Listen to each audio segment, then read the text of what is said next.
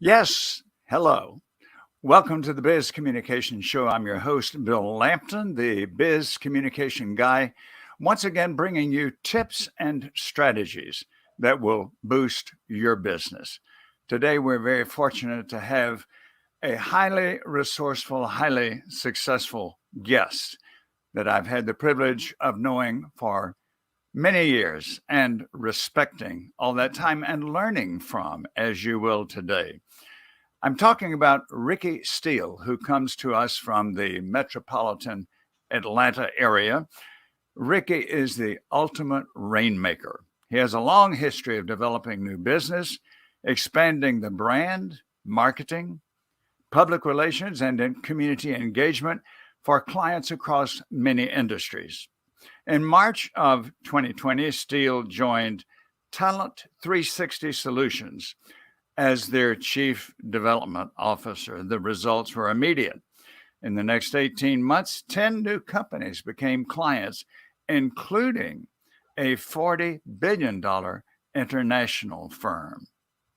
Ricky is a published author with his book, The Heart of Networking, the third edition, published in the year 2022.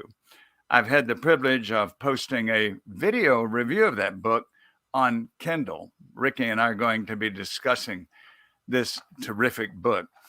He's been featured in many prestigious publications, including the Wall Street Journal and Meetings and Conventions magazine. Ricky has a passion for serving his community.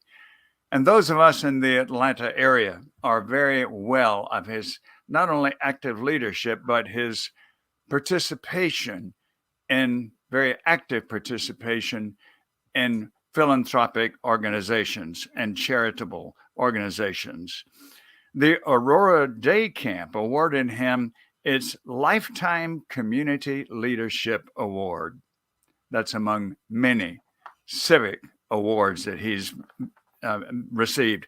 Ricky currently serves on the Carter Board of Ambassadors and the Atlanta Food Bank Board of Advisors. Clearly, for decades, Ricky Steele has been a leader in business and in life. And so I'm privileged now to welcome Ricky Steele to the Biz Communication Show. Hello, Ricky. Good morning, Bill. Hope you're having a great day. I kept trying to figure out who you were talking about during that introduction. That guy sounds better than I've ever been, but nonetheless, thank you. It was very gracious. It's somebody you'd like to meet, right? Amen. Amen. Well, fortunately, many people have gotten to meet Ricky Steele. I didn't mention in the introduction, but in my review of his book, I did mention that in 1979, Ricky Steele moved to Atlanta, Georgia from Columbus, Georgia. And after a while, you think the best thing that could be said about you was that you know everybody. But with Ricky Steele, a corporate leader eventually said, everybody knows Ricky Steele. He is a masterful network. I've been with Ricky. In fact, I met him at networking events, and we have been at numerous events together, even events where the other one was speaking. His book, The Heart of Networking, the third edition. Ricky, the first question about the book is, the third edition, I had read and reviewed the other two editions. And so when a reader looks at this third edition, a potential reader and buyer, they might ask, well, Ricky, why do you need a third edition? You said it twice. So what has changed? What did you add? What was it that compelled you to do the third edition? That's a great question, Bill. I've asked myself that a time or two. The second book came out in 2011. And of course, technology changes on an hourly basis. So a lot of the things I shared are no longer relevant. So I wanted to make some additions, but the big reason I changed in 2007, or I wrote another book, is that in 2017, we lost our middle son.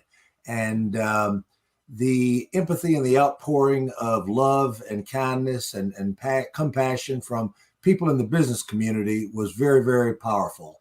And I believe now, today, empathy, love, and compassion are words that sometimes are not shared very often in a business community. Sometimes they're even shunned.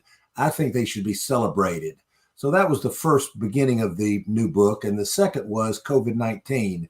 Everybody has experienced loss. Everybody's experienced being out of the office. Everybody's experienced being holed up in a room with a computer and books and a laptop and et cetera, et cetera. And I feel like now that we've gotten to over the roughest part of it and still just getting back into the social networking and face-to-face networking, that maybe an update was necessary.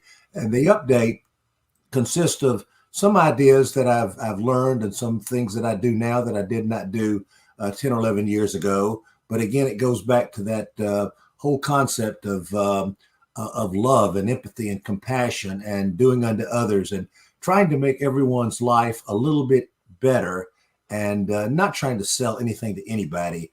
I'm a sales guy. I have to sell to eat. But in the end, it's not about selling. It's about creating relationships that will then last an entire lifetime. Well, certainly one of the things that impressed me when I read the book was the boldness and the courage that it takes to open up and describe what you talked about with your family loss. As you know, over 3 years ago, I went through a severe family loss as well. No question. And you're so right, Ricky, that this is when you find it's so easy in life to get cynical about people. There are many reasons that we can. There are many experiences. There are many encounters. There are many disappointments. And yet, at a time of great personal need, and sometimes even great professional need, there are people who come to our assistance. And you could have just rewritten the book and not included that. But as I read the book, I was captivated by the fact that everybody, unless they're extremely lucky, unless they're extremely blessed, everybody is going to have some huge personal disappointments in life. It might not be the loss of a family member. It could be extreme illness. It could be, as you said, job loss. It could be the industry downsizing. And the fact that someone of your well-known stature professionally will open up personally, to me, this was most impressive. And in my review of the book, I mentioned that. And this is a second reason that people need to purchase The Heart of Networking, the third edition.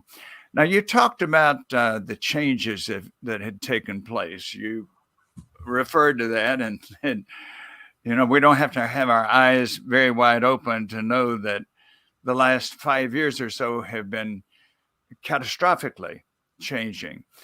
So my question to you, Ricky, would be, and you also mentioned technology, there are many people, I think, who find it more comfortable to network online than they do to network in person. You don't have to go anywhere. You don't have any particular pressure on you to impress anybody. At least you don't know that at the moment. So I want to know from you, a career networker, what's the relevance still of, I think you called it shaking hands and face-to-face networking. What's the relevance of that still when we can reach thousands and potentially millions of people just sitting at our computers? Billy, have you ever had the opportunity of shaking hands with a computer so far? Have you ever had a hug or a kiss on the cheek from a computer? I think not. That would be weird. That would be weird. You see some odd things on computers, especially if you go into some particular sites or another. But notwithstanding, we are human beings. We have a desire and a passion and a need to be with other human beings. People who need people are the luckiest people in the world, sang Barbra Streisand back in Funny Girl in the 60s or early 70s. Dionne Warwick said, what the world needs now is love, sweet love. It's the only thing that there's just too little of. So I believe that face-to-face networking is where I get my strength and my energy and joy the joy of seeing another human being who may be doing sensational, and you're sharing in that joy with them, or they may be having a very, very tough time, and you could be the person that changes their day or changes their week or maybe changes their life, because you're there to listen, you're there to love on them, you're there to hear whatever's going on in their life. And perhaps they're looking for a job and you can introduce them to someone within your network. Perhaps they are looking for a contact to make a sale to somebody or another, and you can make that contact. Perhaps they're looking for a good idea, and you read something on the internet a day or two earlier that could change the trajectory of their entire career. If that doesn't make you happy, if that doesn't give you joy, then I think you need to check into a local hospital and have your heart checked out. Not as if it's beating correctly, but if you have one. And I believe we all have a heart, and I believe that we exercise it by sharing our heart and our love with other individuals. A lot of the things in the new book, especially the personal stories about pain and suffering and losing a child and some business situations that did not turn out as I had hoped or wanted them to, you share those kind of things, and you wonder why you do it, and it's anything to do with networking. And will anybody else think it has anything to do with networking? But I discovered after writing the book and editing it over a couple of month time period that it has everything to do with networking. Because networking, people think networking is boozing and schmoozing and patting each other on the back and this, that, and the other, playing golf, going to a concert or a movie or whatever the case might be. That's the last thing networking is. It may be a small component, but networking is about being available, being close to another human being, and creating a relationship, not to sell something or not to make some money, but to just enjoy their company. And more often than not, that conversation or that relationship will develop into perhaps a piece of business one day, a long-time relationship, a golf buddy, whatever the case might be. But if your only intent to meet someone new is to make a sale, you will make some sales. But I'm not sure there's great deal of joy. I think the last cold call I made, Bill Clinton was president. When you immerse yourself, when you commit yourself to spending quality time and getting to know another person intimately, they don't look for price. They don't look for contract terms. They call you when they have a need, and you're able to fulfill it for them. That's, to me, the best way to be in life and the best way to have a career in sales and marketing.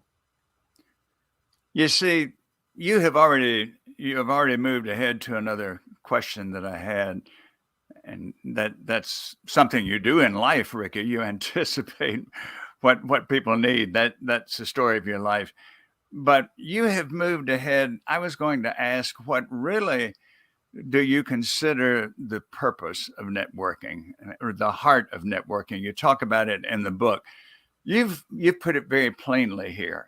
It's not on, and you go totally against the traditional and I guess I would say, time-honored purpose of networking, which many people think is to go and get something. But your entire approach for decades has been, how can I build relationships? How can I help people?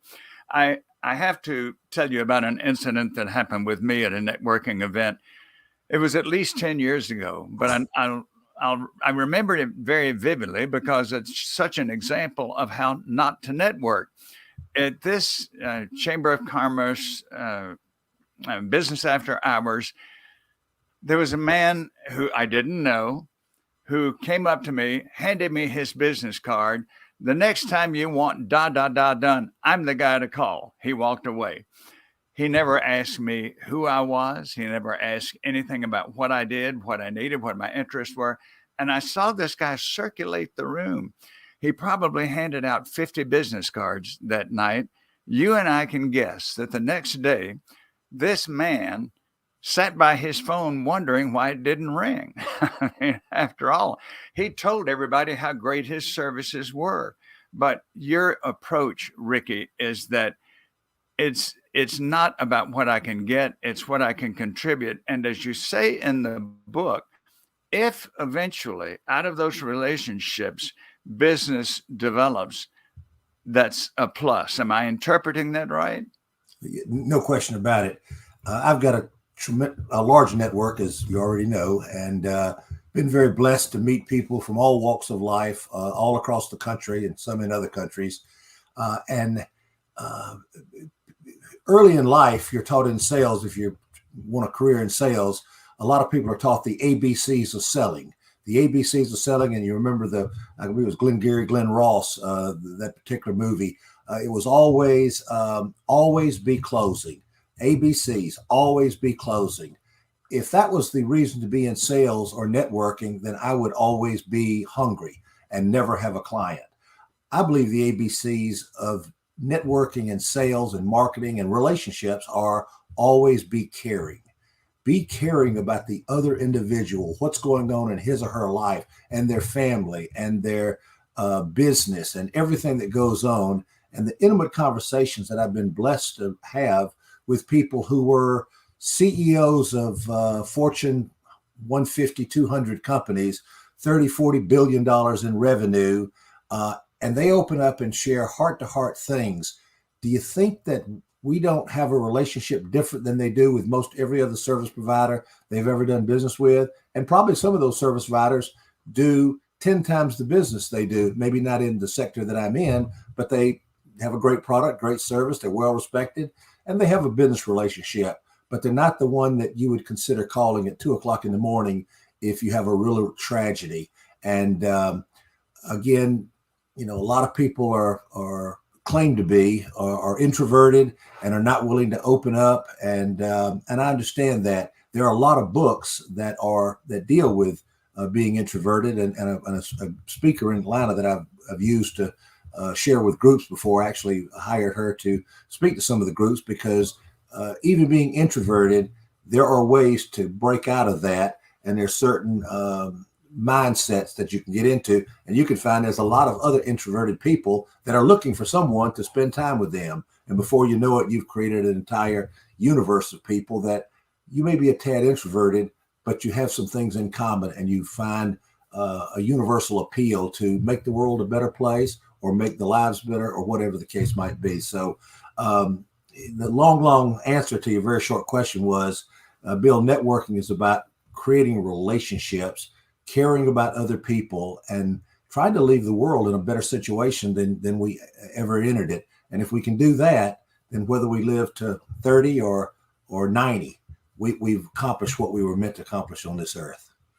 You summed that up so well. Ricky, terrific. We'll be back after this message. Do you wish you felt confident about giving speeches? Do you want to deal with difficult people constructively? And what about becoming more persuasive in sales? Then keep listening now to Dr. Bill Lampton. He spent 20 years in management, so he knows the communication skills you need for success. I urge you to call the Biz Communication Guy today for a no-cost but very valuable 30-minute discussion about your communication challenges. Call now, 678-316-4300. Again, that's 678-316-4300. Ricky, I want to ask you now about some of the specific tips that you give in the book. We've looked at the overall theme, the purpose, which is marvelous. I know some of our viewers and some of our podcast listeners would want some specifics as well, which you mastered long ago.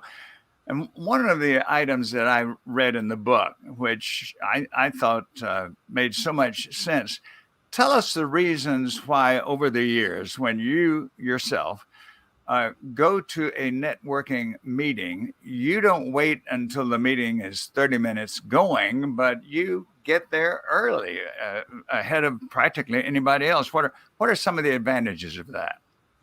Well, there's a lot, Bill. One, those that deal with Atlanta traffic on a regular basis, if you time it so that you're going to get there right on the nick of time and you're going to walk in when the meeting begins, more often than not, you're going to walk in 30 minutes later. And you're going to be, at least in my case, you're going to be, your heart's going to be racing a bit. You wanted to be there on time. You had somebody you wanted to say hello to. So traffic alone will make you half crazy in Atlanta or any big metropolitan city. So one, if I can arrive 10, 15, sometimes a half hour early, I get in the meeting and I'm relaxed. I have a chance to view the room, see who the early players are. Often, I find that the meeting planners or the registration staff are just getting set up themselves. And I offer to help. Could I alphabetize the name badges or whatever the case might be? If you'll help someone else be successful in what they're doing, they'll look for ways to help you be successful also. The second or third thing is when I alphabetize those names, I get a chance to look at every single name and think about, oh my gosh, Bill Smith from Coca-Cola or IBM or Delta Airlines is coming to the meeting. I'm going to make a really hard effort to spend some quality time with him. I realize there's some people there that maybe I don't want to spend a great deal of time with, not because they're not good human beings, but because they haven't learned the art of brevity, which I struggle with a great bit myself. But the other thing is that a lot of meetings, especially in association world, I was at one last night, the board of directors or the board of advisors has a meeting before the actual meeting. So they get there an hour or two earlier. There's a story in my book about a dear friend of mine by the name of Mark Hirsch, who read my book many, many years ago, the first edition, 2006 or 7, 5 or 6, I guess. And Mark read the part about getting there early, et cetera, et cetera. He got to a meeting early one day and found out that the governor of Georgia was the guest speaker that day, and his staff had given him the wrong time. He had a one-on-one with the governor of Georgia for about 10, 12 minutes before the board meeting broke up and everybody started gathering and what have you.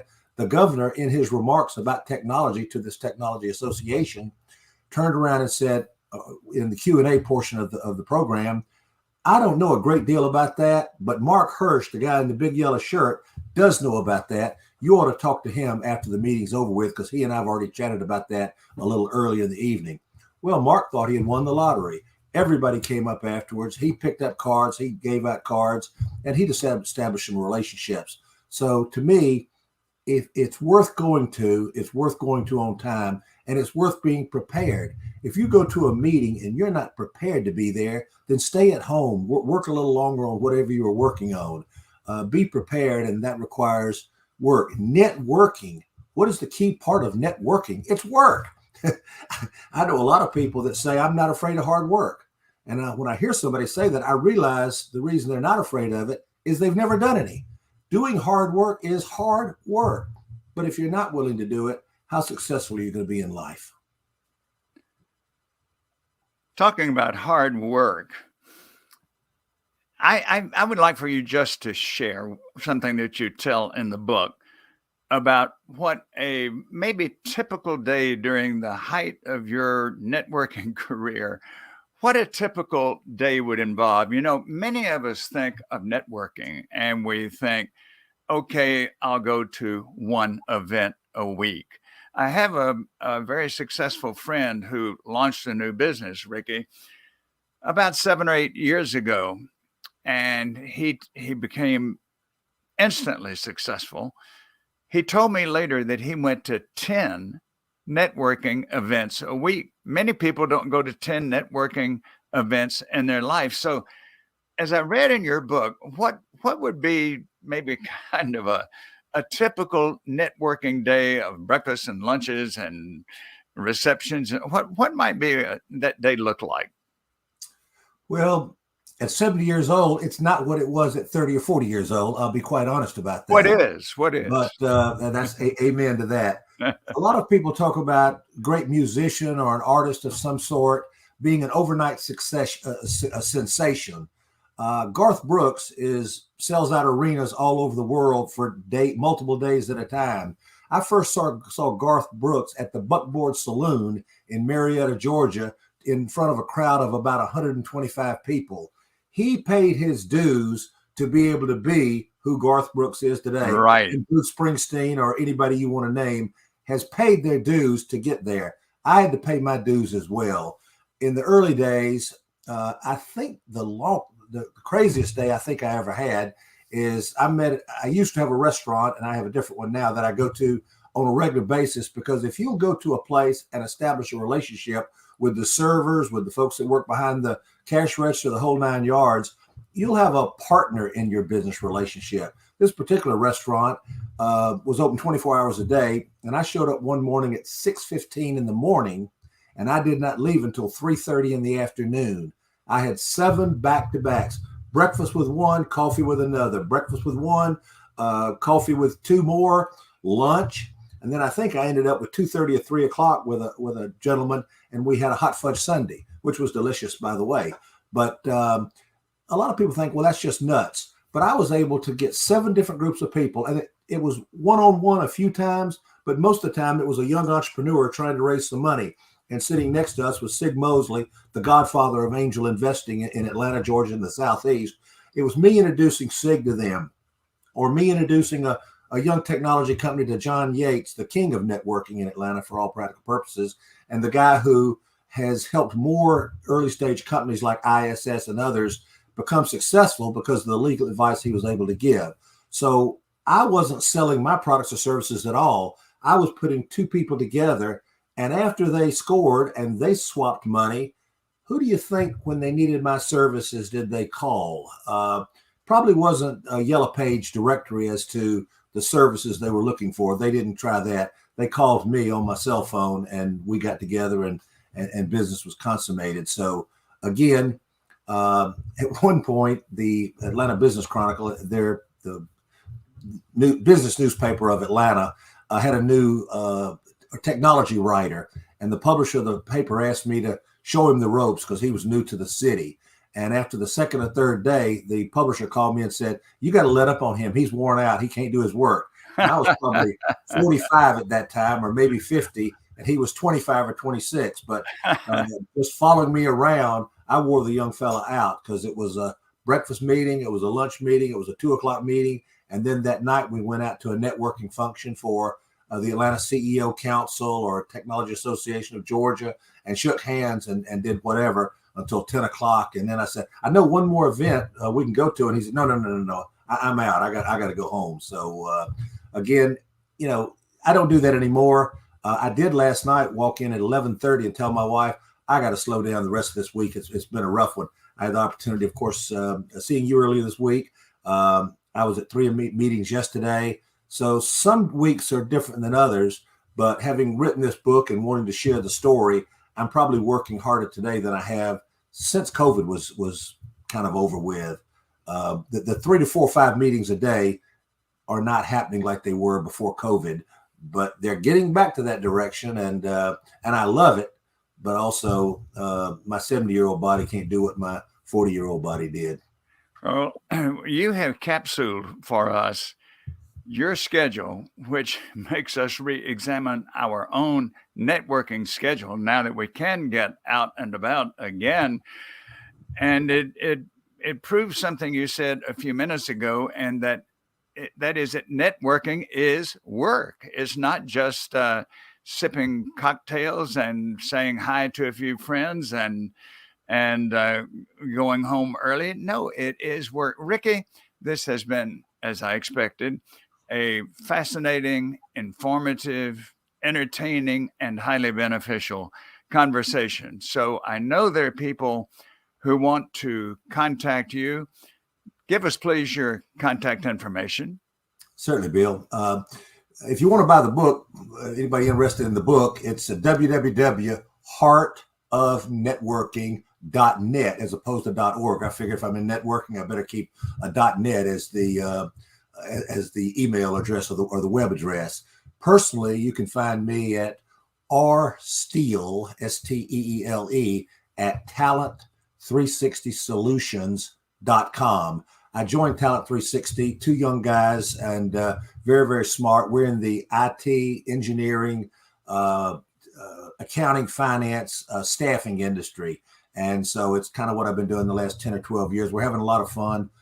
They're smart, they're young, and one of the partners actually went to high school with my oldest son. So it's a generational thing, and I hope that I'm helping them see the business world in a little different basis. So that's my email, my phone number, which is this cell phone number right here, 404-427-2699. I'll be happy to talk to you, answer your questions, give you an idea. If you're spam or you're selling me an extended warranty of my automobile, please don't call. Good gosh, I'm busy. But if you got something personal, I'll be tickled to death to share whatever ideas I can share to perhaps help you a bit. Ricky, do us a favor and give that phone number one more time. I think it sort of bleeped out there for a minute. All right, 404-427-2699. And you can find me on Facebook. You can find me on LinkedIn as Ricky Steele. I'm the big ugly one that you'll find the face of on all of those places. And I don't block anybody from anything. A lot of people try to block their social media, but if I want to try to help people, how can I block them? If somebody posts something that's profane or vulgar or racist or whatever the case might be, I'll block them, very, very quickly. But if you just want to have a conversation about life or an idea, what have you, I'm more than happy to help you if I can. Thank you for that contact information, Ricky. I encourage people to get in touch with this guy. Tens of thousands of people are happy that they did, and you will be too. And now, since Ricky has shared his contact information, I'm happy to share mine. I encourage you to go to my YouTube channel. You will find this interview and many others, and also some instructions that I give on my own. But the Biz Communication Show is there in full. YouTube channel, just in the search bar there, type in my YouTube moniker, Bill Lampton, Ph.D. And after you watch the little introductory video, hit the subscribe button that's there. My website, since my moniker is the Biz Communication Guy, my website, of course, is bizcommunicationguy.com. And then, like Ricky, I will welcome your phone calls after you've looked at my website, reviewed my services for corporations and leaders. I encourage you to give me a call. Let's talk with no initial obligation about your communication challenges and problems and issues, and we'll discuss how we can find solutions to them. Ricky, again, wonderful to have you with us. Any closing thoughts that could pull this all together? Well, I would like to reiterate what you just said. I've had the privilege of hearing Bill speak on a number of occasions. I've learned a great deal from Bill. Your communication skills are how people see you. And I've never done that well in trying to ask people for business, selling something. But if you get in front of an audience and share your passion, I've found I've sold millions of dollars worth of business because someone sat in an audience where I shared my story and they said, he's a reasonable guy. Seems like a guy that'd be fun to be around or do business with. He seems honest and ethical. And it's resulted in millions of dollars worth of revenue for my companies over the years. You should be communicating, and Bill Lampton is a person that can help you do it effectively so that you'll get the most bang for your buck. So again, I say that. The second thing, I guess, to close, Bill, is life is short. I'm 70 years old. I didn't know I'd make it to 21 with the way I live sometimes early in life, but I've made it to 70. I don't know if I'll make it to 71 or 81 or 91, but every day is precious. Spend as much time as you can with your family, with your faith, with your friends, building a better community. Get involved in the nonprofit in your community. I'm very active in the Atlanta Community Food Bank and a number of other organizations.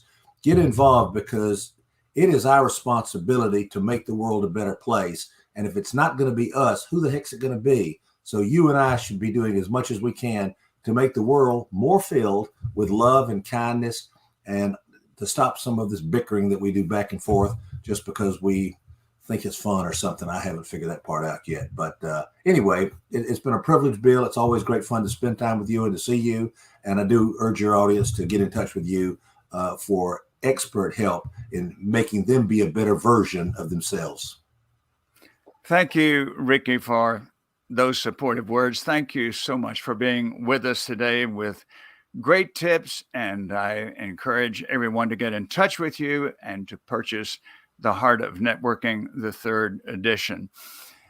Thanks to those of you who've been with us on the video portion and on the podcast. We'll want you to be with us for the next edition of the Biz Communication Show so that you can learn tips and strategies that boost your business. And I like to say you will learn winning words and ways. Thanks. I'm Bill Lampton, the Biz Communication Guy.